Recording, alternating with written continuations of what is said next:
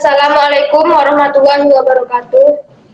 Waalaikumsalam warahmatullahi Waalaikumsalam warahmatullahi wabarakatuh. Selamat pagi, salam sejahtera untuk kita semua. Puja dan puji syukur marilah kita panjatkan kepada wa Ta'ala karena telah memberikan kita beribu-ribu kenikmatan sehingga kita dapat berkumpul walaupun melalui meeting. Yang saya hormati Bapak Ibrahim Khalid selaku dosen mata kuliah pengantar antropologi dan yang saya sayangi teman-teman sekalian. Saya Nurhadia selaku MC dalam diskusi kelompok hari ini. Adapun yang bertugas dalam diskusi kelompok hari ini yaitu Saudari Diva Amanda sebagai moderator, Saudari Senang Apriani Mute sebagai notulen, Saudari Delta Lena sebagai presenter 1, Saudari Nakratul Mukaramah sebagai presenter 2, Saudari Delvia Monika sebagai presenter 3, dan Saudari Rismawati sebagai presenter 4. Dalam tema kepribadian terdapat beberapa sebab. Yang pertama itu ada definisi kepribadian, yang kedua unsur-unsur kepribadian, yang ketiga materi dari unsur-unsur kepribadian, dan yang keempat macam-macam kepribadian. Baiklah, untuk mempersingkat waktu diskusi ini akan dipimpin Saudari Diva Amanda selaku moderator pada diskusi kali ini. Kepada Saudari Diva Amanda, saya persilahkan. Baik, terima kasih kepada Saudari Nurhadia telah memberikan kesempatan kepada saya untuk memandu jalannya diskusi kita. Apa itu kepribadian? Di dalam kepribadian terdapat beberapa subbab. Pertama ada definisi kepribadian, yang kedua ada unsur-unsur kepribadian, yang ketiga ada materi dari unsur-unsur kepribadian, dan yang keempat ada macam-macam kepribadian. Definisi kepribadian. Kepribadian adalah unsur-unsur akal dan jiwa yang menentukan perbedaan tingkah laku atau tindakan individu-individu setiap manusia. Yang kedua ada unsur-unsur kepribadian. Unsur-unsur kepribadian yang pertama itu adalah pengetahuan. Pengetahuan adalah informasi yang diketahui atau disadari oleh seseorang maupun sekelompok orang yang kebenarannya belum diuji maupun dikaji. Di dalam pengetahuan ada unsur-unsur pengetahuan. Yang pertama itu ada persepsi, yang kedua ada apersepsi, yang ketiga ada pengamatan, yang keempat ada konsep, dan yang kelima ada fantasi. Untuk unsur-unsur kepribadian yang kedua ada perasaan. Perasaan adalah salah satu keadaan dalam kesadaran manusia yang karena pengaruh pengetahuannya dinilai sebagai keadaan positif dan negatif. Unsur yang ketiga ada dorongan naluri. Dorongan naluri merupakan salah satu untuk membentuk kepribadian. Dorongan naluri terbagi menjadi beberapa. Yang pertama adalah dorongan untuk mempertahankan hidup, dorongan seks, dorongan untuk mencari makan, dorongan untuk bergaul dan berinteraksi sesama manusia, dorongan untuk meniru tingkah laku sesama, dorongan untuk berbakti, dan dorongan akan keindahan. Yang ketiga ada materi dari unsur kepribadian. Yang pertama dan selanjutnya ada macam-macam kepribadian. Macam-macam kepribadian terbagi menjadi beberapa, yaitu kepribadian individu, kepribadian umum, kepribadian barat dan timur.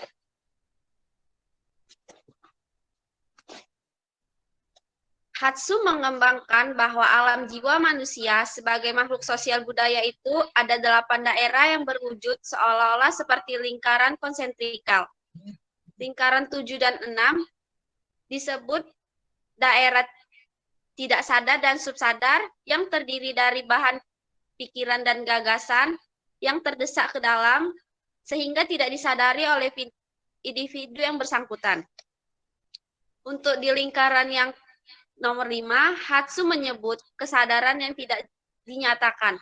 Lingkaran itu terdiri dari pikiran dan gagasan yang disadari penuh oleh individu individu yang bersangkutan tetapi tidak disampaikan karena beberapa alasan. Yang pertama, takut dimarahi.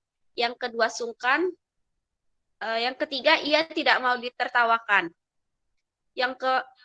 Untuk lingkaran yang keempat, disebut kesadaran yang dinyatakan. Mengandung pikiran atau gagasan dan perasaan yang dinyatakan secara terbuka oleh individu kepada sesamanya. Lingkaran nomor 3 disebut hubungan karib. Mengandung konsepsi tentang orang yang individu ajak bergaul secara mesra dan karib. Biasanya seperti orang tua, saudara sekandung, kerabat dekat, atau sahabat karib. Lingkaran nomor 2 atau hubungan berguna. Tidak lagi ditandai dengan sikap disayang, tetapi ditentukan oleh fungsi atau kegunaannya. Lingkaran nomor 1 adalah lingkaran hubungan jauh yang terdiri dari pikiran dan sikap dalam alam jiwa manusia, tentang manusia, alam, dan adat yang ada dalam kebudayaan dan masyarakat sendiri.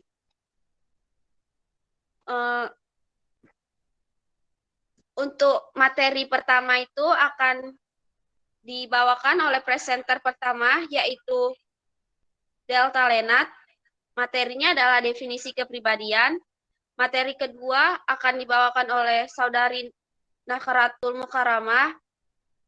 Materinya tentang unsur-unsur kepribadian. Materi yang ketiga adalah materi dari unsur kepribadian akan dibawakan oleh Saudari Delvia.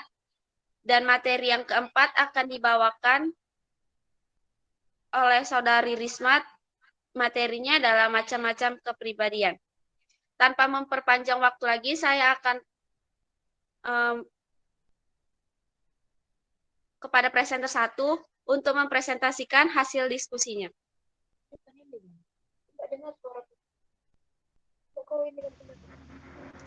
Baiklah, terima kasih kepada moderator yang telah memberikan saya waktu untuk mempresentasikan hasil diskusi kami. Saya akan membahas tentang definisi kepribadian. Dalam bahasa populer, istilah kepribadian yaitu memiliki beberapa ciri watak yang diperlihatkan secara konsisten. Dalam bahasa sehari-hari, kepribadian memiliki beberapa ciri watak yang diperlihatkannya dengan berbeda secara lahir, konsisten, dan konsekuen. Jadi, kepribadian adalah unsur-unsur akal dan jiwa yang menentukan perbedaan tingkah laku atau tindakan dari tiap-tiap individu manusia. Kepribadian juga menyinggung tentang pola kelakuan manusia, yaitu kelakuan organisme manusia yang ditentukan oleh naluri, dorongan-dorongan, dan tindakan, refleks, dan tidak lagi dipengaruhi lagi dan ditentukan oleh akal dan jiwanya. Sekian dari saya kembalikan kepada moderator. Del, aku belum. Terima kasih kepada presenter 1 telah mempresentasikan hasil diskusinya. Untuk materi kedua akan dipresentasikan oleh presenter kedua, yaitu unsur-unsur kepribadian. Kepada Saudari Nakhratul, saya persilakan. Terima kasih kepada moderator yang telah memberikan saya kesempatan untuk mempresentasikan hasil diskusi kami. Saya akan mempresentasikan tentang unsur-unsur kepribadian. Unsur-unsur kepribadian terbagi menjadi 3, yaitu ada pengetahuan, yang kedua perasaan, dan yang ketiga ada naluri. Unsur-unsur pengetahuan terbagi menjadi ada persepsi, apersepsi, pengetahuan, pengamatan, konsep, dan fantasi. Persepsi merupakan yang mengisi akal dalam jiwa seseorang manusia yang sadar secara nyata yang terkandung dalam otaknya. Dan yang kedua ada apersepsi. Apersepsi merupakan penggambaran tentang lingkungan dengan berfokus pada bagian yang paling menarik individu yang pernah diterima oleh akalnya dalam masa lalu, kemudian timbul sebagai kenangan. Dan yang ketiga ada pengamatan. Pengamatan merupakan yang secara teliti dan cermat yang memusatkan akalnya terhadap bagian khusus. Dan yang keempat, ada konsep. Konsep merupakan penggabungan atau membandingkan bagian dari satu penggambaran dengan penggambaran lainnya. Dan yang kelima, ada fantasi. Fantasi merupakan penggambaran baru yang tidak realistis atau nyata.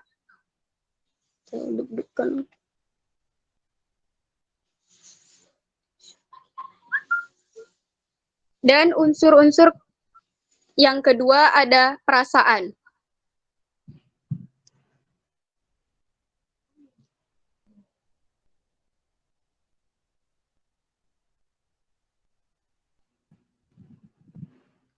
Perasaan adalah suatu keadaan dalam kesadaran manusia yang menghasilkan penilaian positif atau negatif terhadap sesuatu.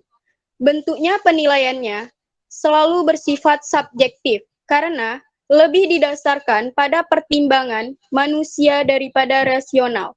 Perasaan mengisi penuh kesadaran manusia tiap saat dalam hidupnya. Dan yang ketiga, ada dorongan naluri. Dorongan naluri merupakan salah satu untuk membentuk kepribadian. Dan ada 7 macam dorongan naluri yang ada pada diri manusia. Yang pertama, dorongan untuk mempertahankan hidup. Yang kedua, dorongan seks. Yang ketiga, dorongan untuk upaya mencari makan.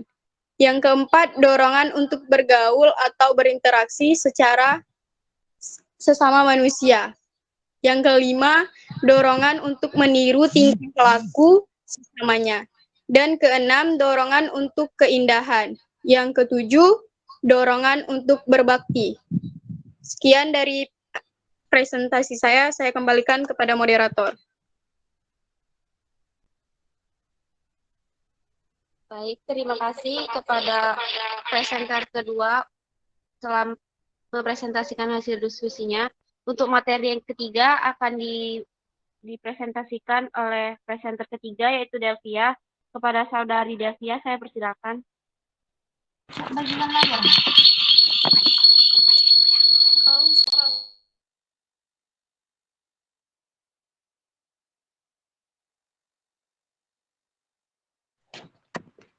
Baik, terima kasih kepada moderator telah mempersilahkan saya untuk mempresentasikan hasil kerja kelompok kami. Materi dari unsur-unsur kepribadian. Kepribadian adalah karakteristik seorang individu. Kepribadian sendiri terbentuk oleh pengetahuan. Selain pengetahuan, kepribadian seseorang juga terbentuk oleh berbagai perasaan. Kerangka materi unsur kepribadian. 1. Beragam kebutuhan individu. Beragam kebutuhan individu terbagi menjadi 4 bagian. Yang pertama adalah kebutuhan biologis yang bernilai positif. Contohnya adalah makan dan minum, seks, buang hajat, bernapas, keseimbangan suhu. 2. Kebutuhan biologis yang bernilai negatif atau karena tidak dipenuhi. Contohnya adalah makan dan minum tidak lezat, istirahat dan tidur terganggu, kegagalan seks, kesulitan bernafas. 3. Kebutuhan psikologis bernilai positif. Contohnya adalah rileks dan bersantai, kemesraan dan cinta, kepuasan ego. Dan 4. Dorongan psikologis yang bernilai negatif. Contohnya adalah ketegangan, kebencian, dan penghinaan. 2. Beragam hal dalam lingkungan individu. Beragam hal dalam lingkungan individu terbagi menjadi 5 bagian. Yang pertama adalah 1. Identitas aku yang bersifat fisik. Contohnya adalah deskripsi mengenai diri sendiri, deskripsi anggota badan tertentu. 2. Identitas aku yang bersifat psikologis. Contohnya adalah deskripsi mengenai watak sendiri dan sistem pralambang mengenai diri sendiri. 3. Kesadaran individu mengenai lingkungannya. 4. Kesadaran individu mengenai alam fauna atau binatang dan alam flora atau tumbuh-tumbuhan. Dan 5, kesadaran individu mengenai berbagai macam benda, zat, kekuatan, serta gejala-gejala alam yang berada dalam lingkungannya. Sekian presentasi saya kembalikan kepada moderator. Terima kasih. Baik, terima kasih kepada presenter ketiga telah mempresentasikan hasil diskusinya. Untuk materi selanjutnya akan dipresentasikan oleh presenter keempat, yaitu Saudari Rismawati. Kepada Saudari Rismawati, saya persilakan.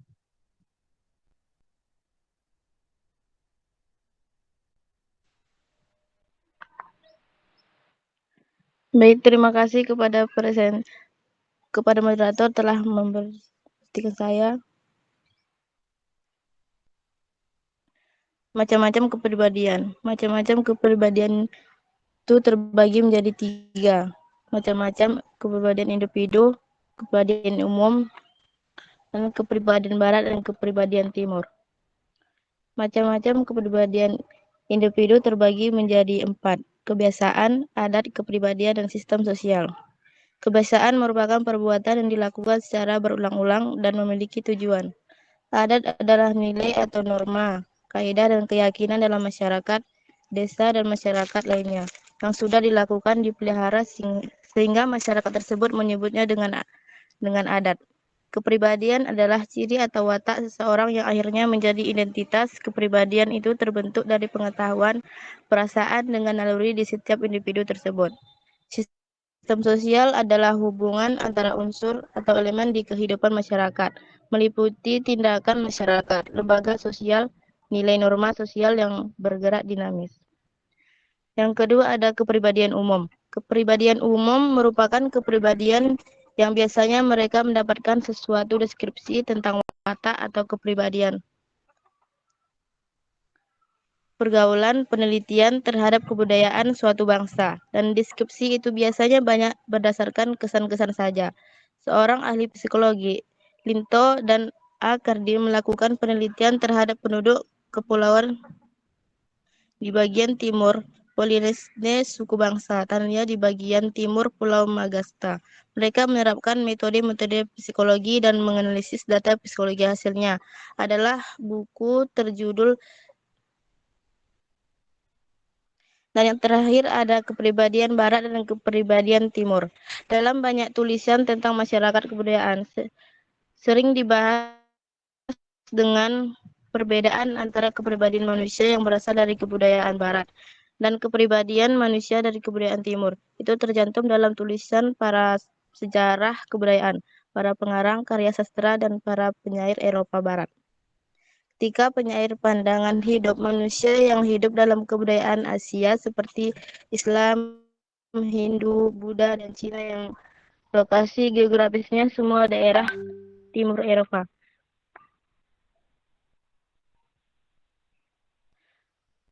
Kepribadian Barat. Barat memiliki tingkat kesadaran yang tinggi seperti ketetapan waktu dalam membuat janji secara cepat tanggap akan adanya bahaya atau kondisi yang darurat.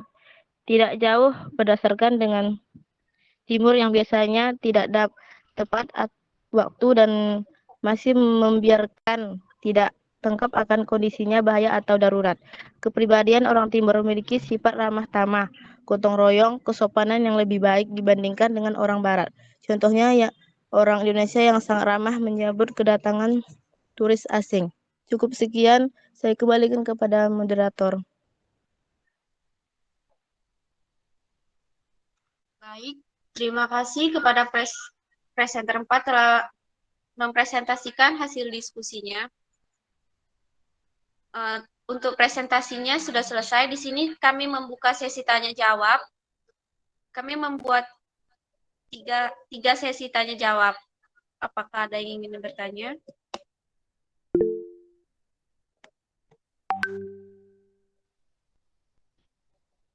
Ya, Saudari Jahrina, apakah ingin bertanya? Assalamualaikum warahmatullahi wabarakatuh. Perkenalkan nama saya warahmatullahi wabarakatuh. Perkenalkan nama saya Zahrina, mewakili kelompok 7, ingin bertanya kepada kelompok 3. Faktor-faktor apa sajakah yang membuat kepribadian seorang yang dapat berubah.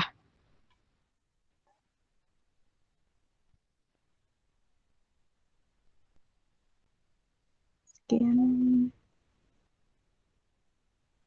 Pertanyaannya bisa diulang? Faktor-faktor apa sajakah yang membuat kepribadian seseorang dapat berubah?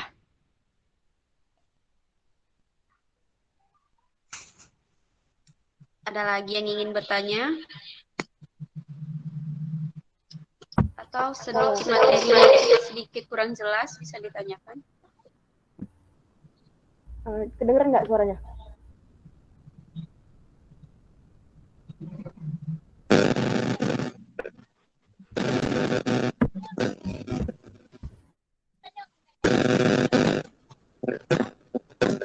Ya, Tiara mau nanya?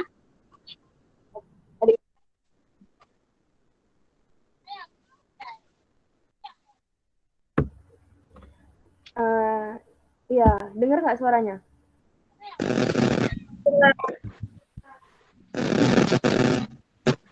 Baik, terima kasih kepada moderator telah memberikan saya kesempatan bertanya.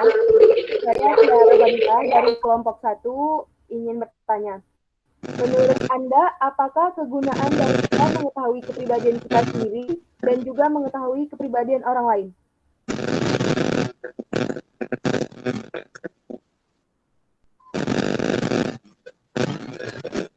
Jelas nggak suaranya? Ada lagi yang mau bertanya? Saya kira satu orang. Ya.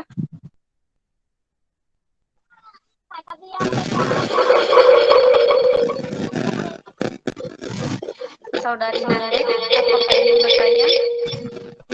Assalamualaikum warahmatullahi wabarakatuh. Waalaikumsalam warahmatullahi wabarakatuh.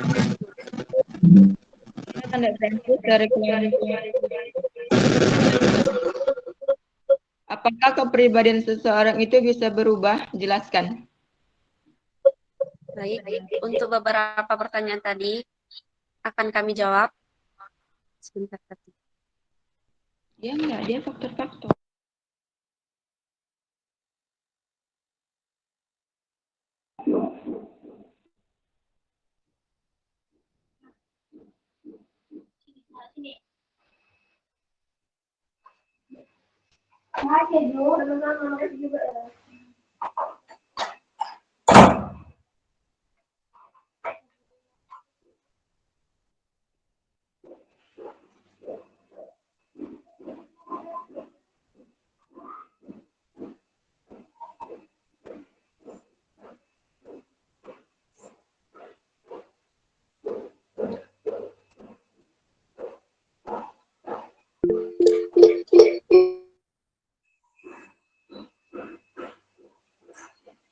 Baik, untuk pertanyaan pertama dari Saudari Jahrina akan dijawab oleh presenter pertama, yaitu Delta. Kepada Delta, saya persilakan.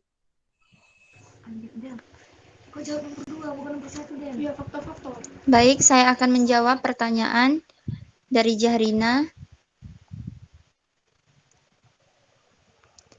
Faktor-faktor yang membuat kepribadian seseorang berubah.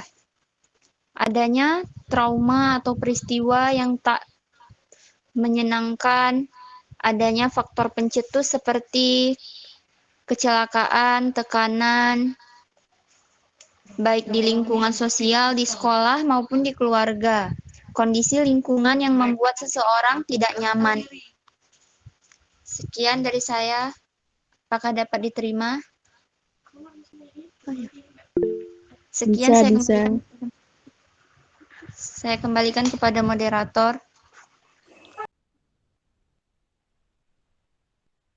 Untuk pertanyaan yang kedua akan dijawab oleh presenter ketiga, yaitu Delvia. Kepada Saudari Delvia, saya persilakan.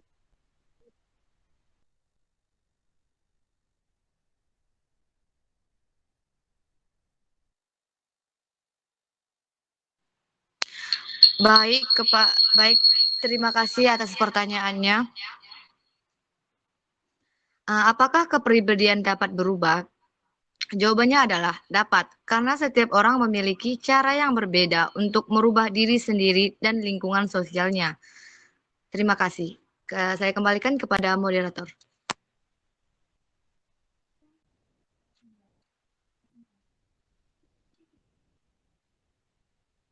Baik, terima kasih kepada presenter ketiga telah menjawab pertanyaannya dari Saudari Tiara. Untuk pertanyaan ketiga yang diberikan oleh Saudari Nandek akan dijawab oleh Nakratul presenter kedua yaitu Nakratul Mukrama. Kepada Nakratul saya persilakan. Baik, saya akan menjawab jawaban dari mengetahui kepribadian diri, membantu mengenal kelebihan dan kekurangan diri yang sebenarnya. Hal ini tentu sangat penting dan bermanfaat bagi diri sendiri dan orang lain. Dengan begitu, seseorang dapat mencari cara yang tepat untuk memperbaiki kekurangan tersebut, serta mengembangkan potensi yang dimiliki. Sekian, saya kembalikan kepada moderator.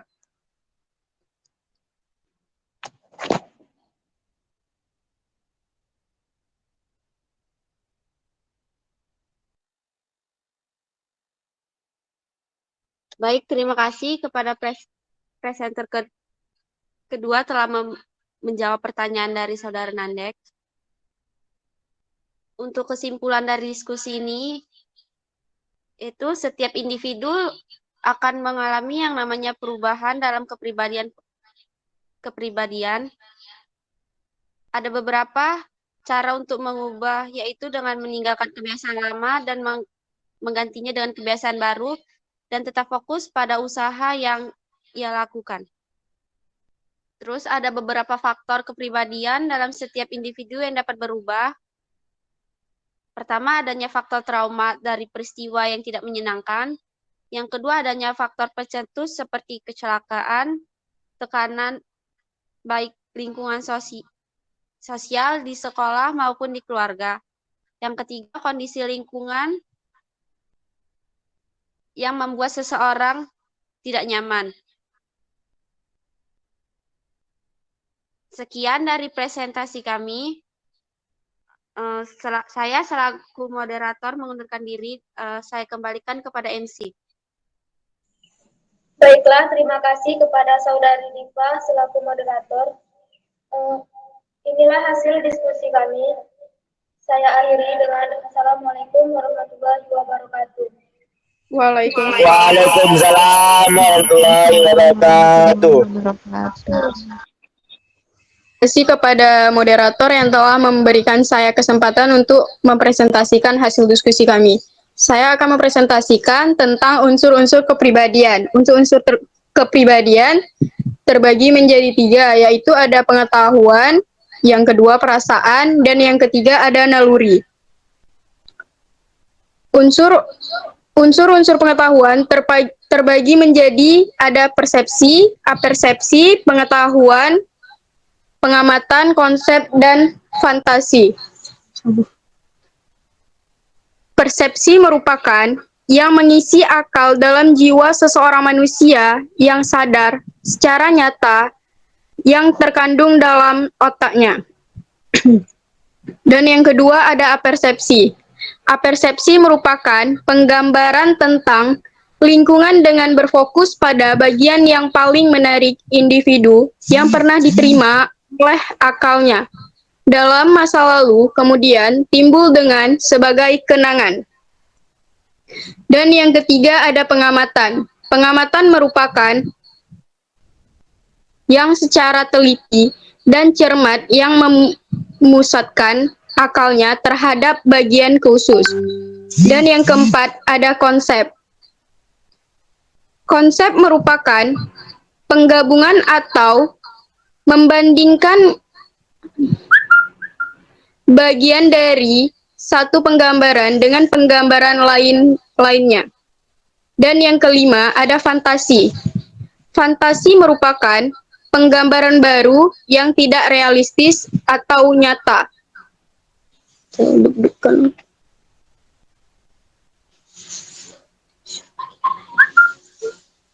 Dan unsur-unsur yang kedua ada perasaan.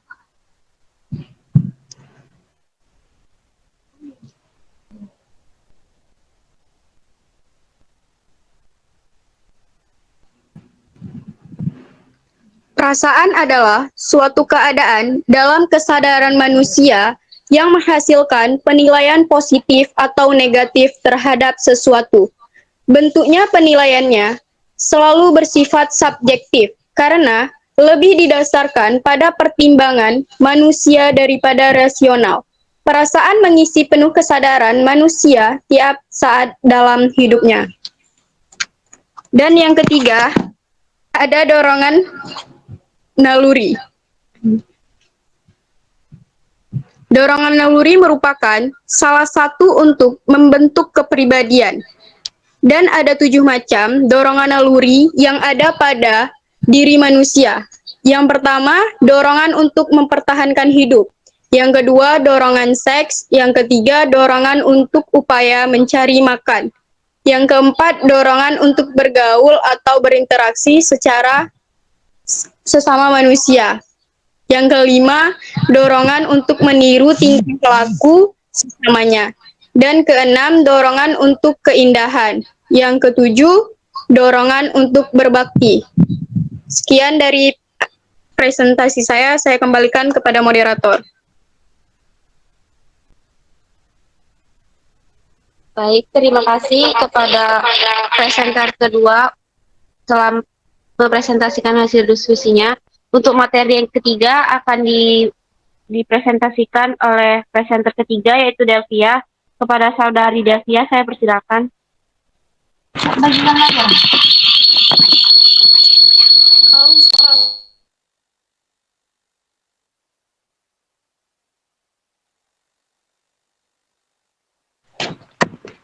Baik, terima kasih kepada moderator telah mempersilahkan saya untuk mempresentasikan hasil kerja kelompok kami. Materi dari unsur-unsur kepribadian.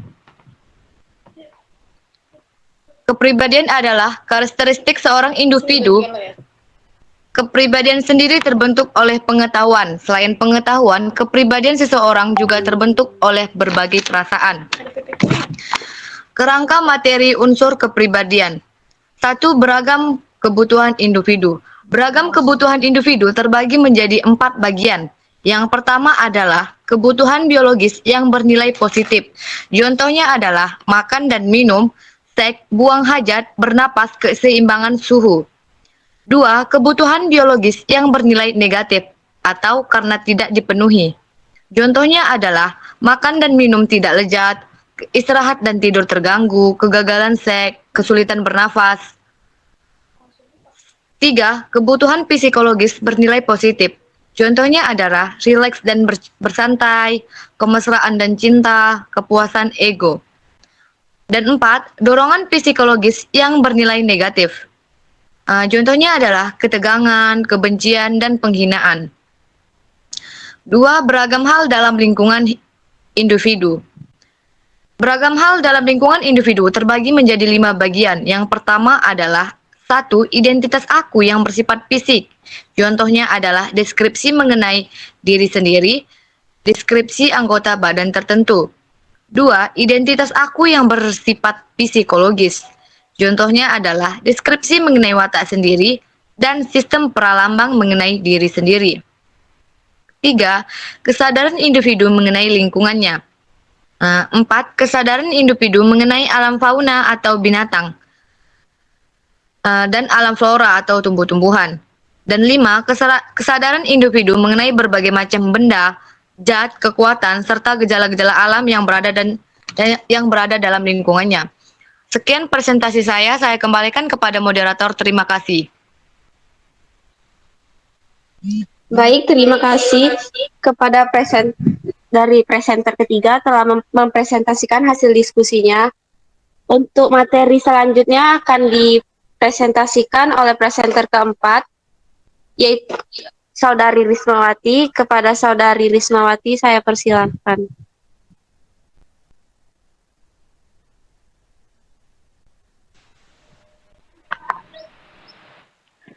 Baik, terima kasih kepada moderator telah memberhentikan saya.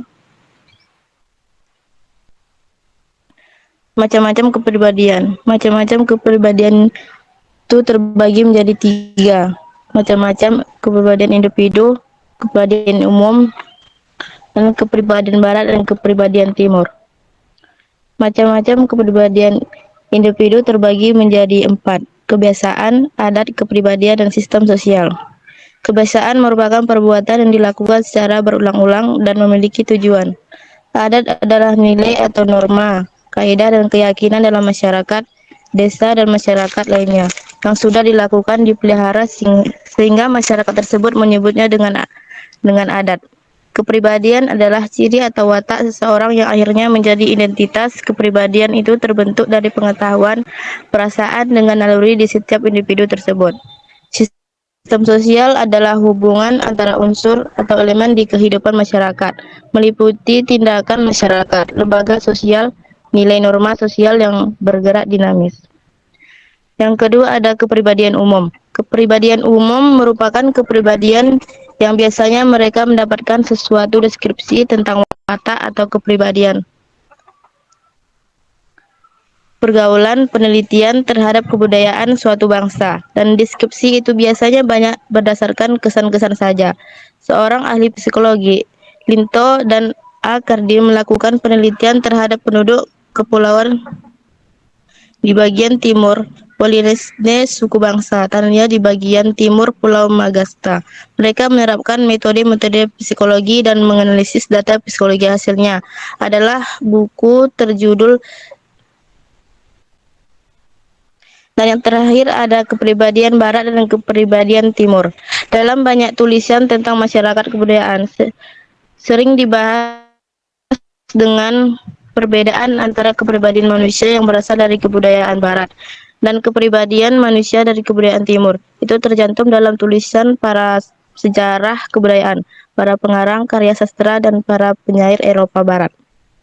Ketika penyair pandangan hidup manusia yang hidup dalam kebudayaan Asia seperti Islam, Hindu, Buddha, dan Cina yang lokasi geografisnya semua daerah timur Eropa.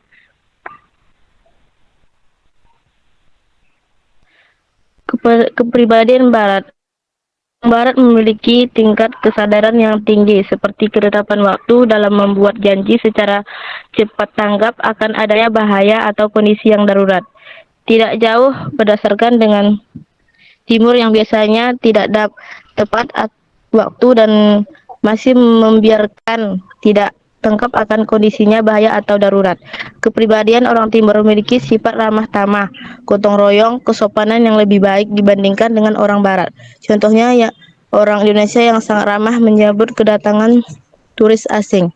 Cukup sekian, saya kembalikan kepada moderator.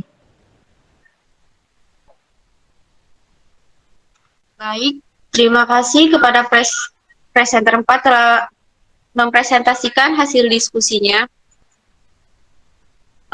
Untuk presentasinya sudah selesai. Di sini kami membuka sesi tanya jawab. Kami membuat tiga sesi tanya jawab. Apakah ada yang ingin bertanya?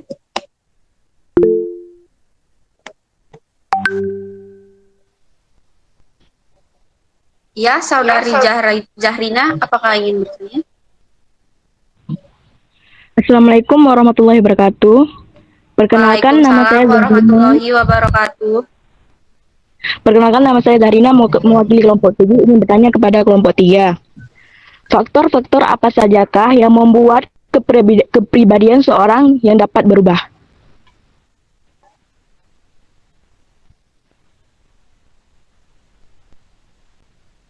Sekian.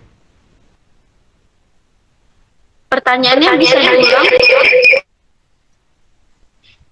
Faktor-faktor apa sajakah yang membuat kepribadian seseorang dapat berubah?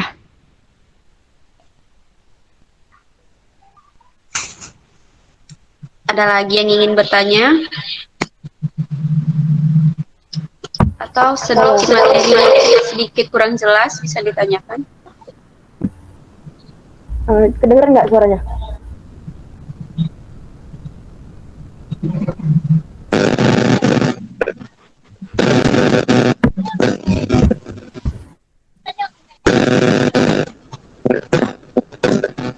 Tiara mau nanya?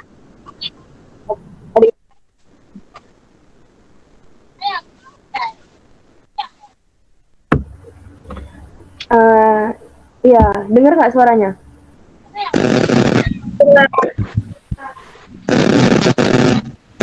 Baik, terima kasih kepada moderator telah memberikan saya kesempatan untuk bertanya. Saya Tiara Banita dari kelompok 1 ingin bertanya. Menurut Anda, apakah kegunaan dari kita mengetahui kepribadian kita sendiri dan juga mengetahui kepribadian orang lain?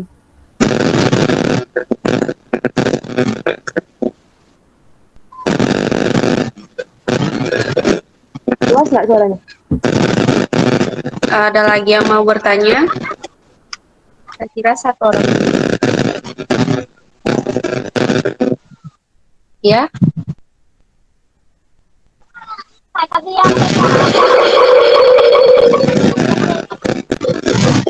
Saudari Nadek, apakah ingin bertanya?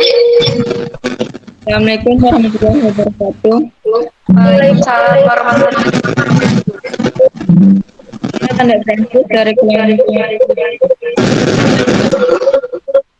Apakah kepribadian seseorang itu bisa berubah? Jelaskan. Baik, untuk beberapa pertanyaan tadi akan kami jawab. Sebentar tadi. Ya enggak, dia faktor-faktor.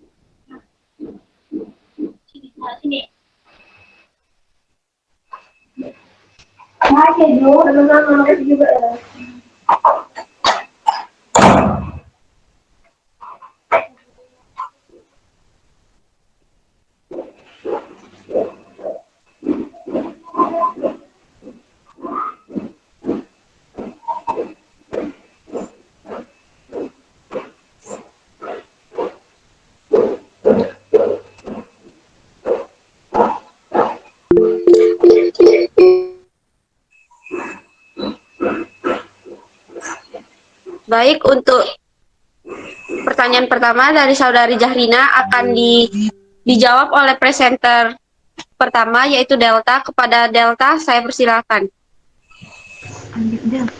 Kau jawab yang kedua, bukan nomor satu, Den. Iya, faktor-faktor. Baik, saya akan menjawab pertanyaan dari Jahrina. Faktor-faktor yang membuat kepribadian seseorang berubah. Adanya trauma atau peristiwa yang tak menyenangkan, adanya faktor pencetus seperti kecelakaan, tekanan, baik di lingkungan sosial, di sekolah, maupun di keluarga. Kondisi lingkungan yang membuat seseorang tidak nyaman. Sekian dari saya. Apakah dapat diterima? Sekian saya kembalikan kepada moderator. Iya, Saya mau nanya. sampai ada ada. Ada datanya.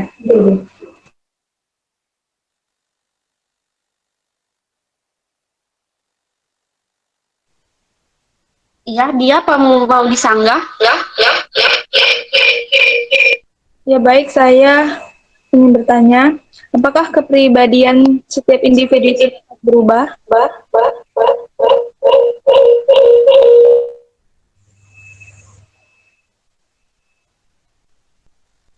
Ya, harus ketawa.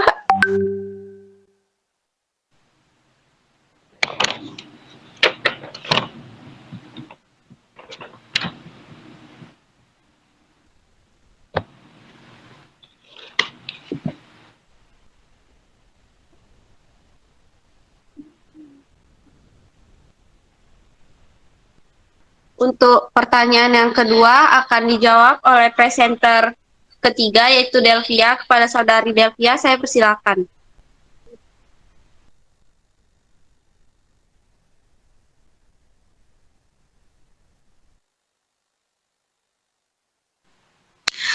Baik, terima kasih atas pertanyaannya. Apakah kepribadian dapat berubah? Jawabannya adalah dapat, karena setiap orang memiliki cara yang berbeda untuk merubah diri sendiri dan lingkungan sosialnya. Terima kasih. Saya kembalikan kepada moderator.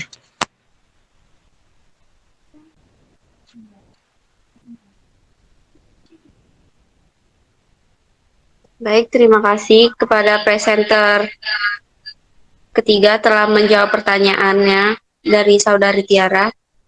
Untuk pertanyaan ketiga yang diberikan oleh Saudari Nandek akan dijawab oleh Nakratul presenter kedua, yaitu Nakratul Mukrama. Kepada Nakratul saya persilakan.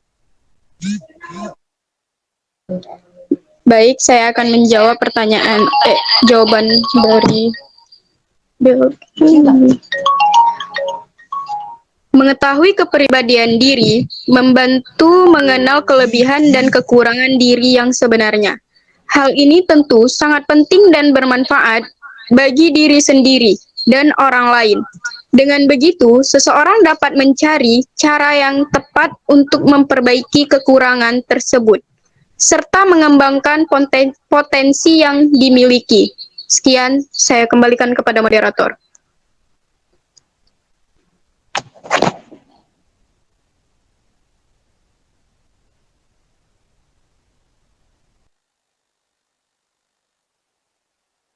Baik, terima kasih kepada presenter kedua telah menjawab pertanyaan dari Saudara Nandek.